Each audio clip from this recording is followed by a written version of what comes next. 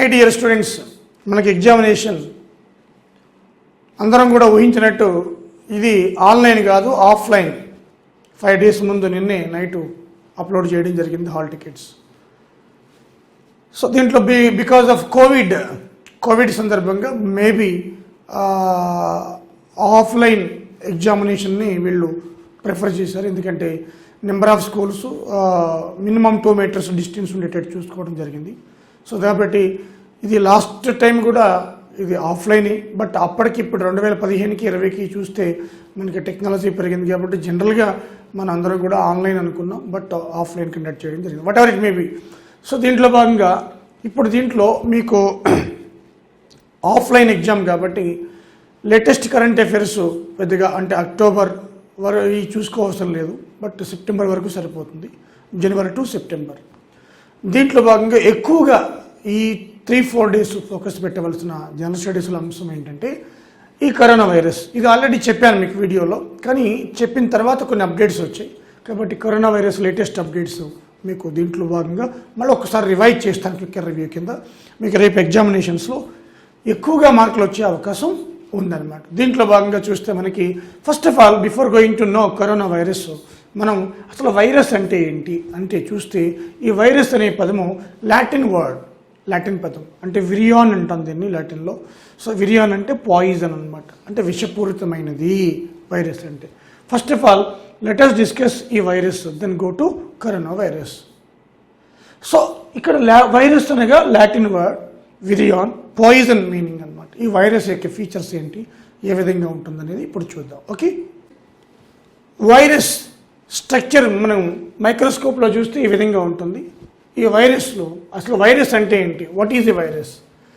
Virus is a small parasite that cannot reproduce itself. తనంతట తాను reproduce చేయలేదు. ఎలా చేస్తుందిట? It acts on host cells, then only reproduce. So virus is a small parasite. So virus ఏంటది? Parasite. ఇది important ఎగ్జామ్లో. So virus is a parasite that cannot reproduce itself. మరి ఈ వైరస్లో ఏముంటాయి? Made by nucleic acid, proteins, lipids, water. దీంట్లో చూడండి, ఇది head DNA, either DNA or RNA. అంటే దీంట్లో వైరస్లో ఏముంటాయంటే డిఎన్ఏ కానీ ఆర్ఎన్ఏ కానీ, ఎయిదర్ డిఎన్ఏ ఆర్ ఆర్ఎన్ఏ రెండు ఉండవు. ఏ రకమైన వైరస్ అయినా కూడా either DNA or RNA, not both.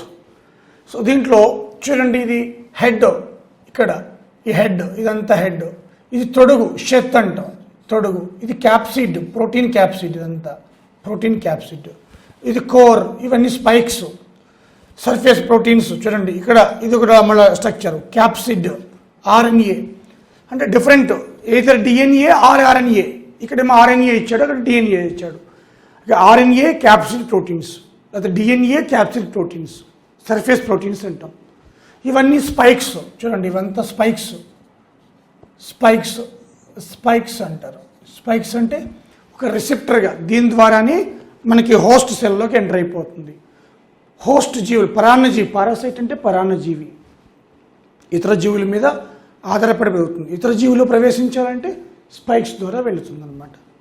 So ఈ యొక్క వైరస్లో ఏదర్ డిఎన్ఏ ఆర్ ఆర్ఎన్ఏ రెండు ఉండవు. మళ్ళీ చెప్తున్నాను, వెరీ స్పెసిఫిక్ అనమాట. ఓకే, ఇది పారాసైట్. ఎగ్జామ్లో వచ్చేవి అవే ఏర్పడే. న్యూక్లిక్ యాసిడ్, ఇది single or double, either single or double, single stranded or double stranded. Okay, so proteins, lipids, water, వీటితోటి వైరస్ ఏర్పడుతుంది. ఓకే, సి వైరస్ యొక్క లక్షణాలు, ఫీచర్స్ ఆఫ్ ది వైరస్. ఇది నాన్ లివింగ్, అంటే link in between living, non living అని కూడా అంటారు. ఎందుకంటే నో మెటాబాలిజం జరగదు కాబట్టి నాన్ లివింగ్ కిందకు వచ్చింది. చాలా ఇంపార్టెంట్ పాయింట్ అమ్మ ఇది. So virus is a non living because no metabolism. వైరస్లో మెటాబాలిజం జరగదు కాబట్టి నాన్ లివింగ్ అనమాట. దీన్ని link in between living, non living అని కూడా అంటాం. అదేవిధంగా మచ్ స్మాలర్, చాలా చిన్నది. Smaller than bacteria also. It is very smaller than bacteria. Bacteria కంటే చాలా చిన్నది.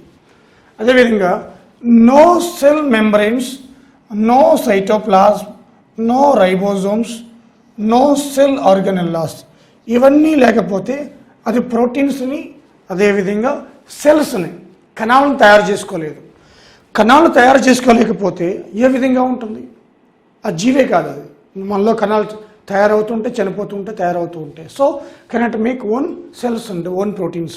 ఇతర జీవుల మీద ఆధారపడమే, ఇతర జీవులని వశపరుచుకుంటుంది. అందుకే depends on host cells.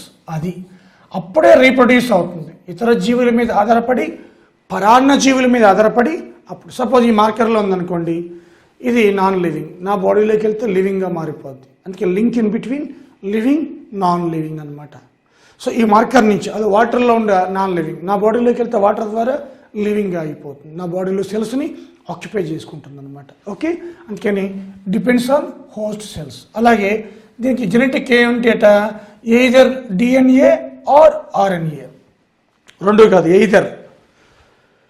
Either DNA or RNA. అలాగే మనం యాంటీబయాటిక్స్ దీని మీద పెద్దగా ఎఫెక్ట్ చూపు వైరస్ మీద. అంత భయంకరమైనది వైరస్ బ్యాక్టీరియా కంటే చిన్నది కానీ భయంకరమైనది అనమాట. ఇవన్నీ కూడా వైరస్ యొక్క లక్షణాలు చాలా చాలా ఇంపార్టెంట్. ఈ కరోనా వైరస్ మూలంగా వైరస్ లక్షణాలు మన బయటకు వస్తున్నాయి. Okay, 1892 Dmitri Ivanovsky, Russian, discovered వైరస్ని కనిపెట్టింది కూడా దిమిత్రి ఐవానోవ్స్కీ, రష్యన్. ఎక్కడ కనిపెట్టాడట? TMV, tobacco mosaic virus. దాని పేరు tobacco mosaic virus. Tobacco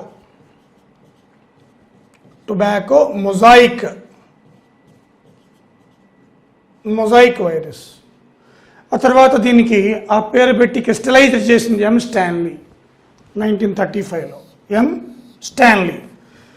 Stanley he researched and crystallized the virus.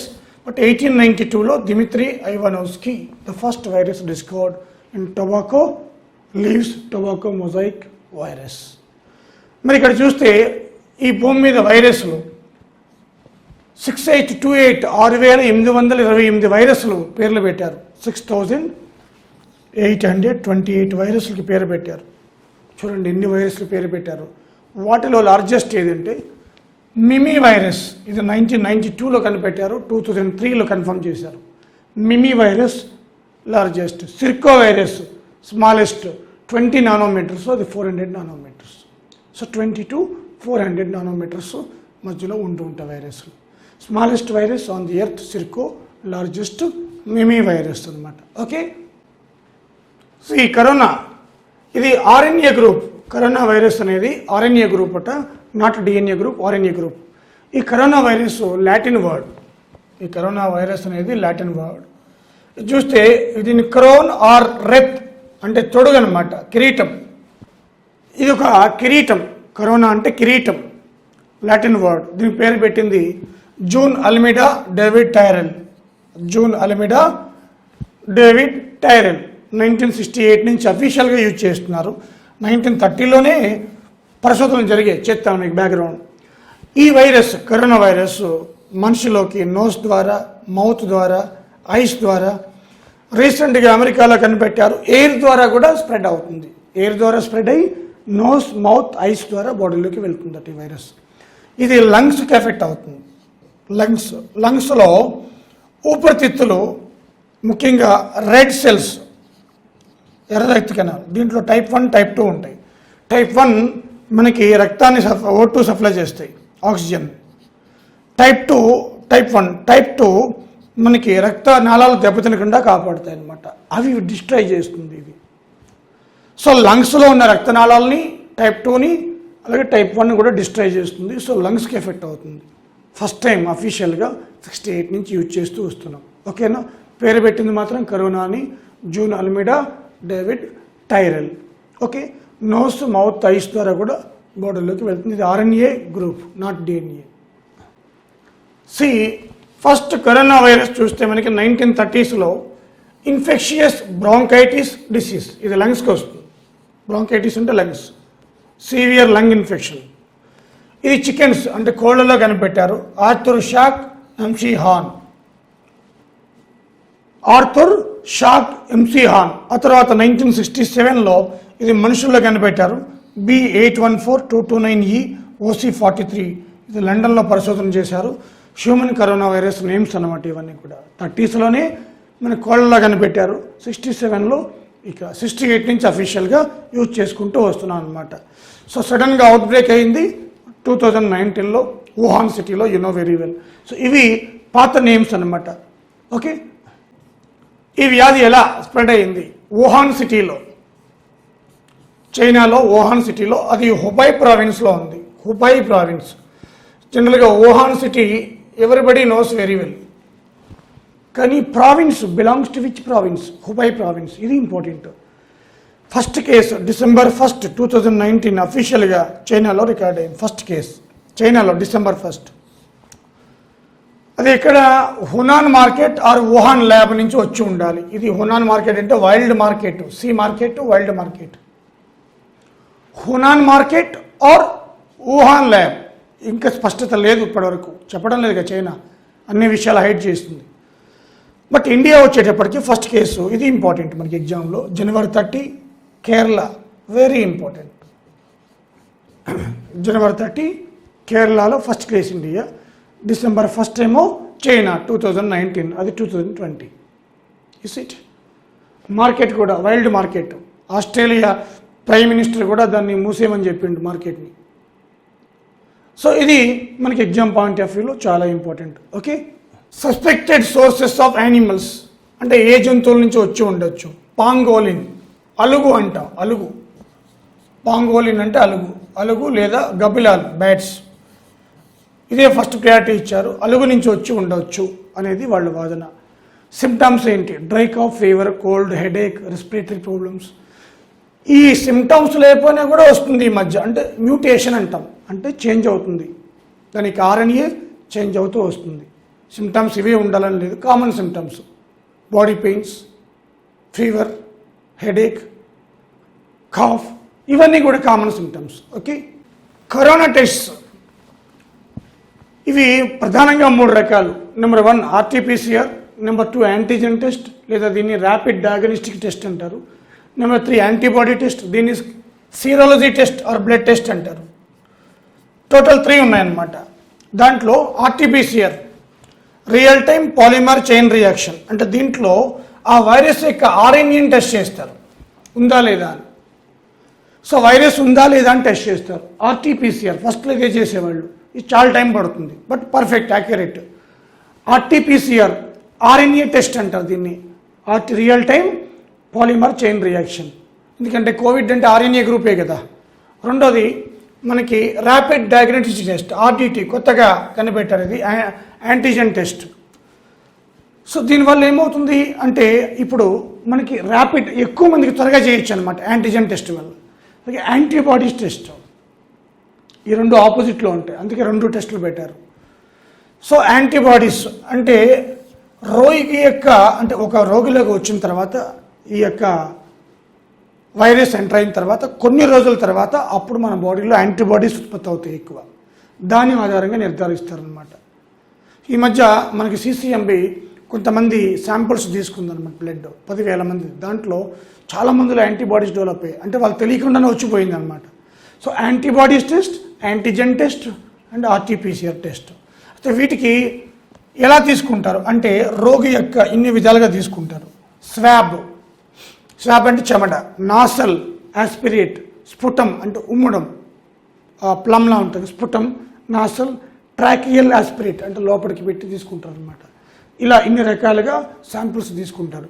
Swab, nasal, స్ఫుటం, tracheal aspirate. So ఈ ప్రధానంగా ఈ 3, ఈ 4 కూడా ఏంటి తీసుకునే విధానాలు, అవి కూడా టెస్టుల కిందకు వస్తాయి. ఓకే, సో ఇన్ని రకాలుగా మనం కోవిడ్ని నిర్ధారిస్తాం. Okay, acute respiratory syndrome SARS-1 ఇది ఎప్పుడో వచ్చింది, 5-6 years బ్యాకే వచ్చింది చైనాలో. ఇప్పుడు SARS-2 అంటే కోవిడ్కే SARS-2 అని పేరు. కోవిడ్ అంటే ఏంటి? Corona virus infection disease. Corona virus infection disease 19లో వచ్చింది కాబట్టి 19, దీన్ని SARS-2 అంటున్నాం. ఇంతకుముందు SARS-1 వచ్చింది, ఇది SARS-2. సో SARS-2-19 అనొచ్చు. అంతకుముందు మిడిల్ ఈస్ట్ రెస్పిరేటరీ మెర్స్, ఇది మిడిల్ ఈస్ట్ కంట్రీస్లో వచ్చింది. మెర్స్ 2012లో వచ్చింది. Middle east respiratory syndrome, respiratory అంటే లంగ్స్కి వస్తుంది అనమాట. మిడిల్ ఈస్ట్ కంట్రీస్లో వచ్చింది కాబట్టి మిడిల్ ఈస్ట్ రెస్పిరేటరీ సిండ్రోమ్ అన్నాం. ఇప్పుడు వచ్చింది కోవిడ్-19 ఏమంటాం, SARS-2 అంటాం. ఓకే, మరి కరోనా వైరస్కి మెడిసిన్ ఇంకా రాలేదు, వ్యాక్సిన్ కూడా రాలేదు. అయితే మనకి ఏదో కాస్త ఊరటగా సైంటిస్టులు ఏమన్నారంటే హైడ్రాక్సీ క్వినైన్ లేదా క్లోరోక్విన్, HCQ అంటాం. ఇది యాంటీ మలేరియల్ డ్రగ్. 70% వరల్డ్లో మనమే ఉత్పత్తి చేస్తున్నాం మన దేశం దగ్గర, ఎందుకంటే మలేరియా ఎక్కువ ఉంది మన దగ్గర. So chloroquine world anti malarial drug. ఇది యాక్చువల్గా మనమే ఉత్పత్తి చేస్తున్నాం 70%. ఇది పనిచేస్తుందని నిర్ధారించారు. ఇది సింకోనా ప్లాంట్ నుంచి తీస్తారు, బార్క్ బెరడు నుంచి. సింకోనా ప్లాంట్, HCQని సింకోనా ప్లాంట్ నుంచి బార్క్ బెరడు నుంచి తీస్తారనమాట. అలాగే డిస్ఇన్ఫెక్టెంట్ ఒక రాకుండా ఉండడం కోసం, వైరస్ చనిపోతుందని చెప్పి సోడియం హైపోక్లోరైడ్ కూడా వాడారు. సోడియం హైపోక్లోరైడ్ వాడారు. అలాగే హైడ్రాక్సీ క్లోరోక్వినైన్. చూడండి, సో ఏ విధంగా మనకి ఇది యూజ్ అయింది, ఎంతవరకు యూజ్ అయింది అనేది అమెరికా ప్రెసిడెంట్ ట్రంప్ ఉన్నప్పుడు కూడా 3 కోట్ల ట్యాబ్లెట్లు మనం ఇతర దేశాలకి, యూరప్కి, అమెరికాకి పంపించాం అనమాట. అంత ప్రధాన పాత్ర పోషించింది ఇది. సో ఇది హైడ్రాక్సీ క్లోరోక్వినైన్ యాంటీ మలేరియా డ్రగ్. ఇక్కడ నుంచి తీసుకుంటాం సింకోనా ప్లాంట్ బార్క్ నుంచి. డిస్ఇన్ఫెక్టెంట్ కూడా ఎక్కువ న్యూస్లోకి వచ్చింది, సోడియం హైపోక్లోరైడ్. ఓకే, డ్రగ్స్ చూస్తే లోపినావిర్, రెటినోవిర్, ఇవి HIV మెడిసిన్గా ఉపయోగిస్తారు. ఇవి కొంతవరకు కంట్రోల్ చేస్తున్నాయని చెప్పడం జరిగింది. అలాగే ఇంటర్ఫెరాన్స్ బీటా-A, అలాగే రెమిడిసివిర్. అయితే మన ఇండియాలో కానీ వరల్డ్లో కానీ first Glenmark FabiFlu first medicine కోవిడ్-19. ఇది ఫావిపిరావిర్ వాడారు దీంట్లో డ్రగ్. ఈ favipiravir drug is used in FabiFlu, చాలా ఇంపార్టెంట్. ఇండియాలో ఫస్ట్ కోవిడ్ మెడిసిన్ గ్లెన్మార్క్ తీసుకొచ్చింది ఫాబీఫ్లూ. అదే ఫావిపిరావిర్ అనే డ్రగ్ని వాడారు దీంట్లో ఫాబీఫ్లూలో. ఓకేనా? సో 103 రూపీస్ ఉన్న కిట్ ఇచ్చారు, ఇంకా క్యాప్సూల్స్ అన్నీ కూడా కలిపి 103 రూపీస్ అనమాట. సో ఇది ఇండియాలో ఫస్ట్ మెడిసిన్ అనమాట. Okay, world first vaccine, corona vaccine developed by Russia to registered world's first Covid vaccine on August 12th. దాని పేరు స్పుత్నిక్ వి.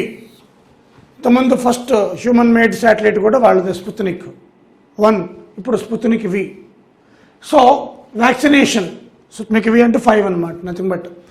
సో వి అంటే వ్యాక్సినేషన్, ఇక్కడ ఇది వేరు, స్పుత్నిక్ వ్యాక్సినేషన్ అనమాట. Okay, so Gamaleya research institute రష్యాలో, Russia defence ministry, అలాగే Russia health care ministry, ఈ 3 కలిసి డెవలప్ చేసాయి అనమాట. Gamaleya research institute, Russia defence, Russia health care. So ఇవి వరల్డ్ ఫస్ట్ మనకి వ్యాక్సిన్ ఏదంటే స్పుత్నిక్ వి వ్యాక్సిన్. ఓకే, అధ్యక్షుడు పుతిన్ ఆయన అనౌన్స్ చేశాడు 2 years వరకు ఇమ్యూన్ సిస్టమ్ ప్రొటెక్ట్ చేస్తుందట. మీ ఇమ్యూన్ సిస్టమ్ డెవలప్ అవుతుంది, 2 years వరకే పనిచేస్తుంది. తన కూతురికి ఫస్ట్, తన డాక్టర్కి వేశాడు ఫస్ట్ వ్యాక్సిన్ అనమాట. సో దీని మీద వివాదాస్పదం కూడా అయింది. ఫస్ట్ ట్రయల్ అవ్వగానే వేశారు, 3 trials అవ్వాలి. సో ఇది మనకి ముఖ్యంగా ఫస్ట్ వ్యాక్సినేషన్, ఫస్ట్ మెడిసిన్ కూడా చెప్పాను ఫాబీఫ్లూ. ఇది first vaccination Sputnik V. Okay, vaccine చూస్తే మన ఇండియాకి ICMR, Indian council medical research, plus Bharat Biotech Hyderabad based organisation, pharma company, university of Wisconsin అంటే యూఎస్ఏలో ఉంది, ఫ్లూచెన్ కంపెనీ. ఇవి భారత్ బయోటెక్ కోవాక్సిన్ అని చెప్పి, కోవాక్సిన్ ఇవి 3rd ట్రయల్లో ఉన్నాయి. 3rd ట్రయల్ నవంబర్లో అయిపోతుంది. కోవాక్సిన్, దాని పేరు కోవాక్సిన్. రష్యా స్పుత్నిక్ వి, ఇది కోవాక్సిన్ 3rd ట్రయల్స్లో ఉన్నాయి. చూడాలి ఏమవుతుందో. ఆక్స్ఫర్డ్ వ్యాక్సిన్ కూడా హ్యూమన్స్ మీద స్టార్ట్ చేశారు, యానిమల్స్ నుంచి కొన్ని వికటించినట్టు వార్తలు వచ్చి మళ్ళీ రీస్టార్ట్ చేశారు. అలాగే Hyderabad central university Seema Mishra, she discovered 1 vaccine type T cell epitopes. ఈ కరోనా వైరస్ మీదే టీసెల్ ఎపిటోప్స్ దీని ద్వారా కాస్త కంట్రోల్ చేయొచ్చు అనేది ఆమె వాదన. దీనికి పేషెంట్ రైట్స్ కూడా పంపింది. T cell epitopes. ఓకే, సో ఈ కోడ్ మూలంగా మనకి ఆఫ్లైన్ న్యూస్లోకి వచ్చేది ఏంటంటే ప్లాస్మా థెరపీ. ప్లాస్మా అంటే ఏంటి? It is a part of blood. బ్లడ్లో ప్లాస్మా 55% ఉంటుంది. చూడండి ఎలా ఉందో ఎల్లోగా. సో ఈ పార్ట్ అంతా కూడా ప్లాస్మా విత్ 45% బ్లడ్ సెల్స్ ఉంటాయి. ఇంతకుముందు కూడా చెప్పాను వీడియోస్లో. సో దీంట్లో మనకి చూస్తే antibodies are proteins which are produced by the immune system, they support intruders from the harming the body. అంటే ప్లాస్మా థెరపీ అంటే ఈ రోగి ఎవరైతే ఈ కోవిడ్ వచ్చి కోలుకున్నారో ఆ కోలుకున్న తర్వాత వాళ్ళ బాడీలో ఈ యాంటీబాడీస్ ఉత్పత్తి అవుతాయి అన్నమాట. ఇవి ఫైట్ చేస్తాయి హానికరమైన సూక్ష్మజీవులకి వ్యతిరేకంగా. అందుకే ప్లాస్మా థెరపీ. ఈ ప్లాస్మా థెరపీ చూస్తే చూడండి, initial giving patients A transfusion with plasma are serum అన్న ప్లాస్మా అన్న ఒకటే from those who have developed antibodies to virus are bacteria. ఎవరైతే తమ శరీరంలో ఈ యొక్క యాంటీబాడీ డెవలప్ చేసుకుని రోగం తగ్గిపోయిందో వాళ్ళు బ్లడ్ తీసుకుని దాంట్లో ప్లాస్మాను సెపరేట్ చేసి ఆ ప్లాస్మాలో ఉన్న యాంటీబాడీస్ ద్వారా ప్లాస్మా ద్వారా వేరొక రోగి శరీరంలోకి చూపిస్తారనమాట. దీన్ని ప్లాస్మా థెరపీ అంటారు. దీంట్లో భాగంగా దీన్ని ఫస్ట్ కనిపెట్టింది 1892లో డిప్తీరియా వ్యాధికి ఉపయోగించారు ఫస్ట్ టైం. డిప్తీరియా వ్యాధికి ఈ ప్లాస్మా థెరపీ ట్రీట్మెంట్ని ఫస్ట్ ఉపయోగించారు 1892 అనమాట. సో ఇప్పుడు ఇది చాలా పాపులర్ అయింది ప్లాస్మా థెరపీ. సో ప్లాస్మా థెరపీలో ఏమి ఉపయోగం ఏంటి అంటే antibodies can generate in the patients body. Those antibodies can penetrated through plasma into other patient. ఈ కెన్ రికవర్ ఎర్లీ సూన్. ఓకేనా, ఇది ప్లాస్మా థెరపీ. ఇంతకుముందు కూడా వీడియో చెప్పాను మీకు ఆల్రెడీ, డీటెయిల్డ్గా ఉంది. బ్లడ్ గురించి కూడా చూసుకోండి పాత వీడియోలో. యాంటీబాడీస్, ఇప్పుడు మనకి యాంటీజెన్ టెస్ట్ అని చెప్పాను, యాంటీబాడీస్ టెస్ట్ అని కూడా చెప్పుకున్నాం. దీంట్లో యాంటీజెన్ యాంటీబాడీస్ ఈసారి అడగచ్చు, చాలా ఇంపార్టెంట్ మీకు. యాంటీజెన్ అంటే an antigen is any substance that triggers an immune response in the body. అంటే ఇది యాంటీజెన్ అంటే ఒక ఫారెన్ ఆర్గానిజం, ఫారెన్ ప్యాథోజన్ మన బాడీలోకి వెళ్ళినప్పుడు మన ఇమ్యూన్ సిస్టమ్ అలర్ట్ అవుతుంది అనమాట. దీనికి వ్యతిరేకంగా అది చెప్తున్నాడు వాడు. అలాగే an antibody is a blood protein, బ్లడ్లో ఉండే ప్రోటీన్ అట్ యాంటీబాడీ అంటే that is produced against the specific antigen. అంటే యాంటీజెన్ ఎంటర్ అయినప్పుడు మన బాడీలోకి యాంటీబాడీస్ ఉత్పత్తి అవుతాయి. కరోనా వైరస్ ఎంటర్ అయినప్పుడు యాంటీబాడీస్ ఉత్పత్తి అవుతాయి. ఈ యాంటీబాడీస్ ఈ యాంటీజెన్కి వ్యతిరేకంగా పనిచేస్తుంది. ఇది చాలా important. So if the antigen is enter in to body, immediately our immune system triggers అంటే స్పార్క్ స్టార్ట్ అవుతుంది అనమాట. ఓకే, దీన్ని ఏమంటాం ఆల్సో కాల్డ్ ఇమ్యూనోజెన్స్. వీటిని ఏమంటాం ఆల్సో కాల్డ్ ఇమ్యూనోగ్లోబ్యులిన్స్. ఇమ్యూనోజెన్స్ వ్యతిరేకంగా ఇమ్యూనోగ్లోబ్యులిన్స్ తయారవుతాయి అన్నమాట, యాంటీబాడీస్ తయారవుతాయి. యాంటీబాడీస్ అనగా ప్రోటీన్ బ్లడ్లో ఉంటుంది అది. Next can be either proteins, carbohydrates, lipids or nucleic acids. ఇది గ్లైకోప్రోటీన్స్.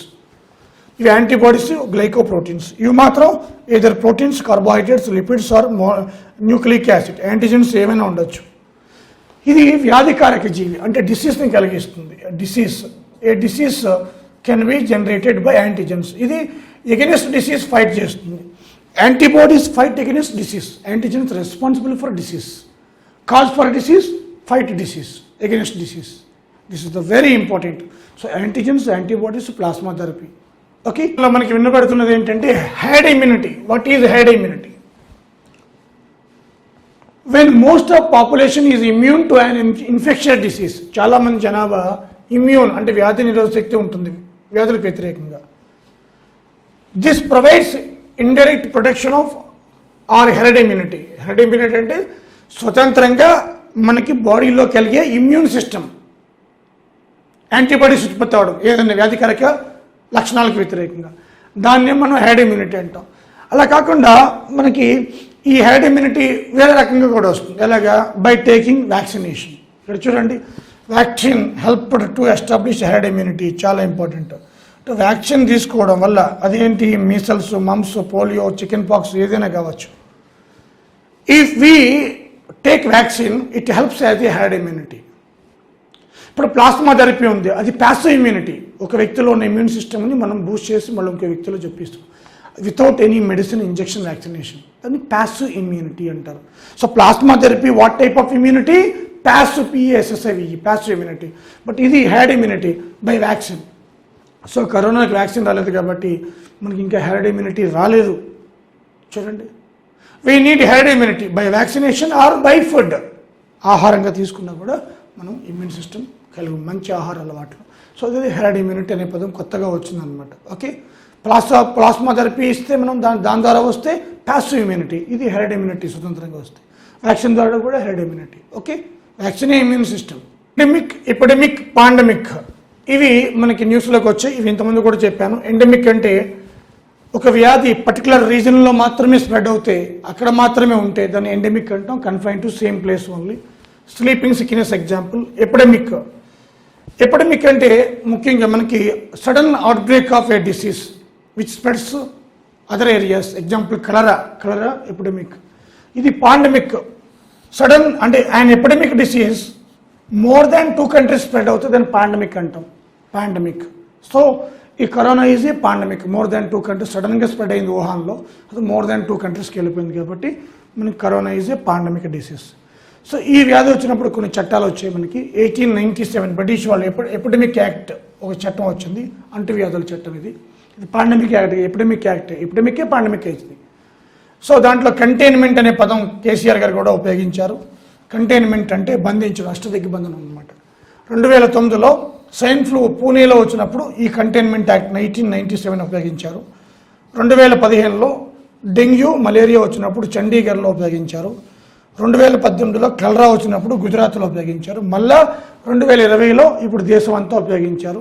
ఫస్ట్ ఉపయోగించింది కర్ణాటక. ఈ చట్టాన్ని 1897 ఎపిడమిక్ యాక్ట్ని ఫస్ట్ తెచ్చింది కర్ణాటక అనమాట. అలాగే డిజాస్టర్ మేనేజ్మెంట్ యాక్ట్ 2005 అందరూ తెలిసిందే. ఇది కూడా, ఈ 2 చట్టాలు కూడా మనకి డిజాస్టర్ అంటే ఇది ఒక పెద్ద డిజాస్టర్ కాబట్టి ఈ 2 చట్టాలు కూడా న్యూస్లోకి వచ్చి గుర్తుపెట్టుకుని రేపు ఎగ్జామ్లో వస్తాయి. ఇంకా డీప్గా కావాలంటే దీంట్లో సెక్షన్స్ ఆల్రెడీ పాత వీడియోలో చేశాను, చూడండి. ఓకే, ఇక టైం లేదు మనకి. ఈరోజు మీకు 8th అంటే 9th, 10th, 11th 3 days 72 hours వేసుకోండి. 72 hours ఉంటాయి మనకి. దీంట్లో మీరు కష్టపడేది మహా అయితే 30 hours. 30 hours కష్టపడతారు.